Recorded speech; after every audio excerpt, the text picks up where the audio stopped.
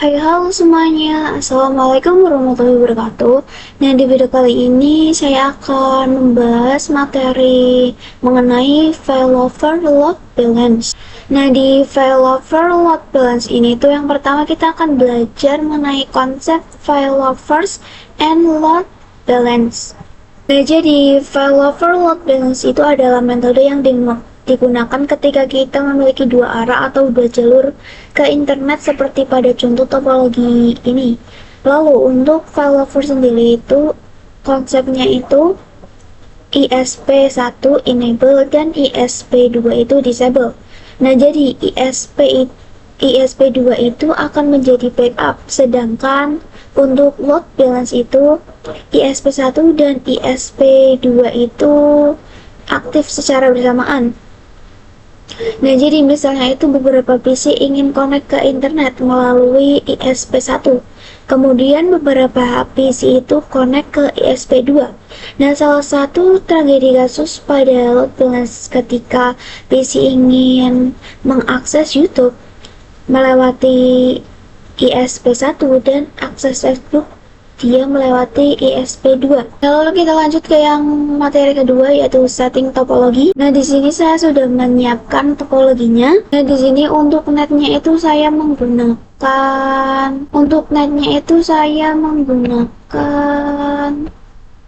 tipe CloudNAT. Lalu di sini untuk MikroTik.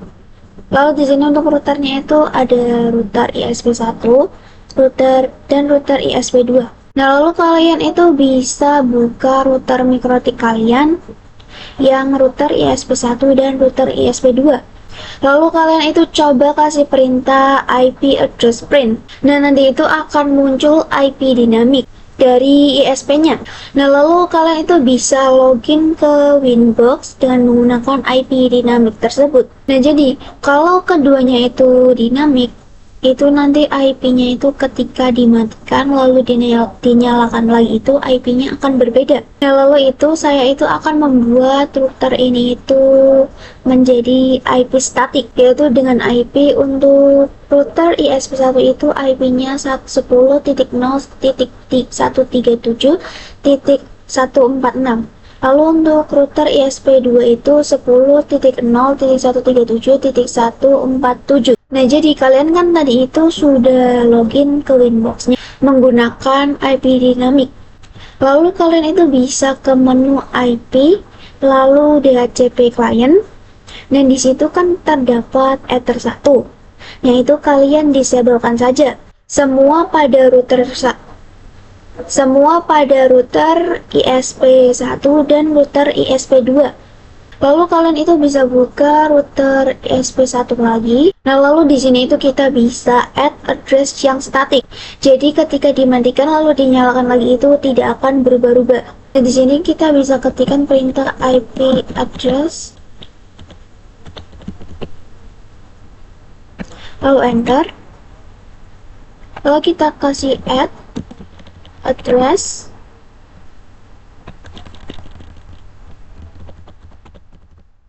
Lalu sama dengan kita masukkan IP dari ISP1 itu 10.137.146/24. Lalu kita ketikkan interface-nya. Untuk interface-nya itu Ether 1. Lalu di sini kita bisa enter. Lalu di sini kita bisa cek dan perintah print. Nah, di sini IP-nya sudah ada ya yang kita buat. Lalu kita melakukan hal yang sama di router ISP2-nya. Kita bisa IP address, lalu enter, lalu add address sama dengan untuk IP ISP2-nya itu 137.147. 10.137.147/24. Lalu untuk interface-nya itu, nah di sini untuk Nah, di sini untuk interface-nya itu juga menggunakan Ether 1. Lalu kita bisa enter. Lalu kita bisa cek dengan perintah print. Lalu enter. Nah, di sini sudah terdapat IP yang tadi kita baru buat, yaitu 10.0.127.147. Lalu kita bisa kembali ke router ISP satunya. Lalu kita juga akan konfigurasi parameter gateway dan DNS-nya. Di sini kita bisa slash untuk kembali. Nah, di sini kita bisa IP route. Lalu enter. Di sini kita bisa add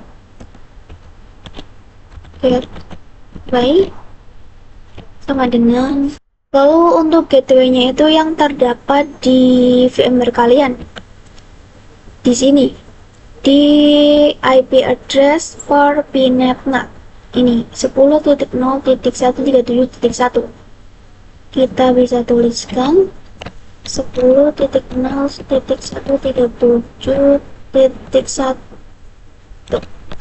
Lalu kita bisa enter. Lalu di sini kita bisa mengeceknya dengan perintah print. Dan di sini sudah ada. Lalu kita bisa lakukan juga di router ISP2-nya. Lalu enter. Kita bisa cek. Lalu enter. Nah, di sini sudah ada. Lalu kita kembali ke router ISP1. Nah, di sini kita akan konfigurasi untuk IP parameter DNS nih. Kita bisa IP DNS, lalu enter. Di sini kita bisa set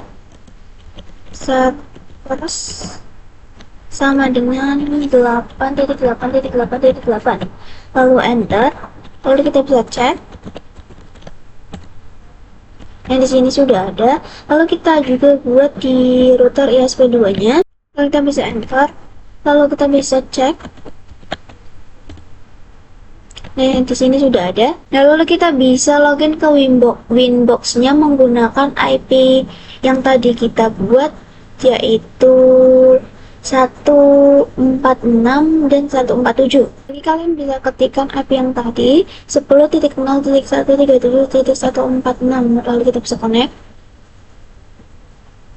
Nah, di sini untuk IP yang router ISP1-nya bisa.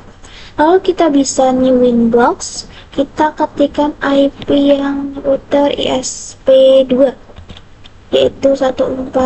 Kita bisa connect. Nah, di sini juga sudah bisa ya untuk router ISP2-nya. Lalu di sini kan terdapat router customer. Nah, kalian nyalakan terlebih dahulu. Kalau punya kalian itu belum dinyalakan, nah kita bisa ke router customer.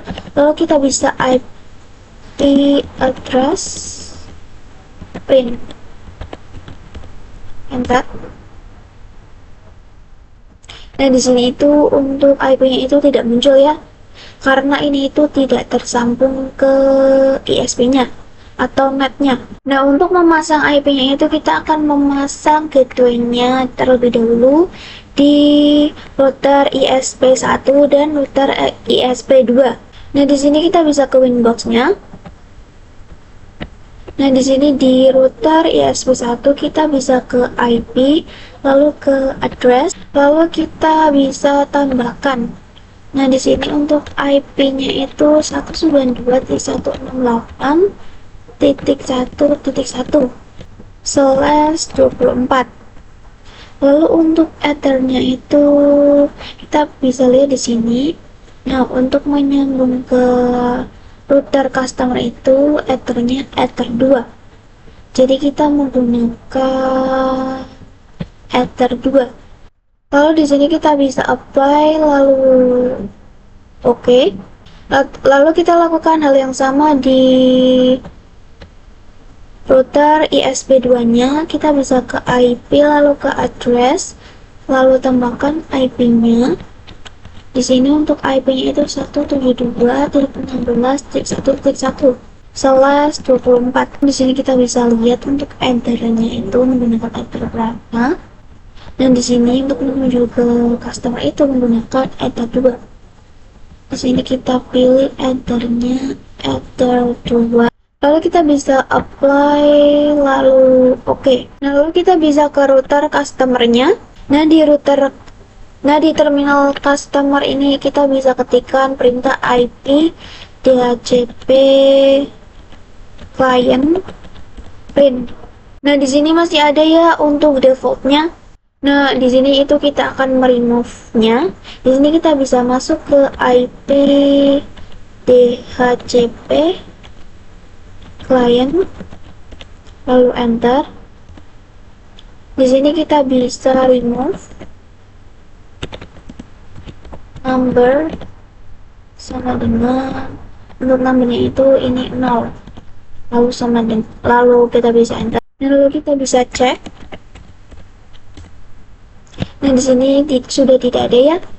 Nah, lalu kita bisa konfigurasi IP address secara manual di router customer-nya. Dan di sini itu kan terdapat Ether 1 dan Ether 2. Nah, lalu kita itu akan konfigurasi IP address. Untuk IP-nya itu 192.168 1.2/24 dan 172.16.1.2/24. Lalu kita bisa konfigurasi di router customer-nya. Untuk kembali ke awal kita bisa slash. Di sini kita bisa ketikkan perintah IP address, lalu enter.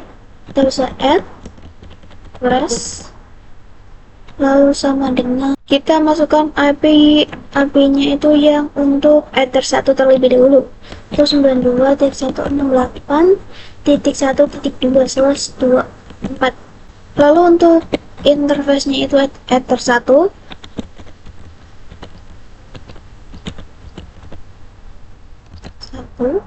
Lalu kita bisa enter. Lalu kita bisa add lagi. Di sini kita tambahkan untuk Ether 2-nya. Untuk IP-nya itu 192. Untuk IP-nya itu 172.16.1.2/24. Lalu kita bisa enter. Lalu kita bisa cek dengan perintah print, enter. Nah, di sini untuk IP-nya itu sudah ada ya, yang tadi kita buat.